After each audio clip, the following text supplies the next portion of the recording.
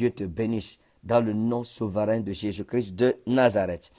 Alors, il faut savoir que nous avons de très grands programmes tout au long de ce mois. Déjà, je voudrais rappeler à tous nos enfants, que ce soit dans toutes nos églises au Cameroun, hors du Cameroun, prenez à cœur la conférence des bienfaiteurs. Plusieurs d'entre vous, vous avez perdu votre premier amour.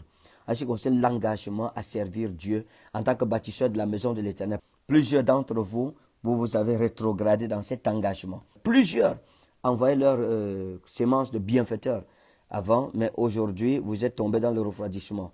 Donc, j'attends quelqu'un qui dise, Seigneur, je reviens à mon premier amour. Les premières œuvres de justice que je pratiquais et que j'ai abandonnées, Seigneur, je voudrais me réconcilier avec mon engagement chrétien d'avant. Je voudrais me réconcilier, Seigneur, à la consécration que j'avais pour ta maison et pour ton œuvre. Donc, je pense que l'Esprit de Dieu voudrait que tu renoues avec cette manière de servir Dieu. Oui, la Bible dit que nous devrions servir Dieu avec les prémices de tous nos revenus.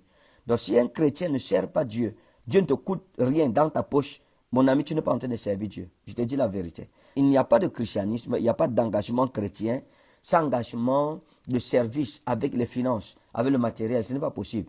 Il y a les offrandes, il y a les dîmes, il y a des dons volontaires, il y a des collectes. Donc, si le royaume de Jésus ne vous coûte rien, ça veut dire que vous ne l'avez pas encore connu. Parce que ceux qui ont connu Dieu, je vous dis la vérité, dans toute bénédiction que Dieu leur donne, ils ont toujours quelque chose à cœur pour Dieu. Même ceux qui sont loin, ils en voient toujours là. Chaque croyant doit se dire, voici le mois qui est en train de venir. Qu'est-ce que je ferai de la conférence des bienfaiteurs? Qu'est-ce que je présenterai à l'Éternel, mon Dieu? C'est important. Donc si nous comprenons ces choses, nous serons sauvés, nous serons heureux.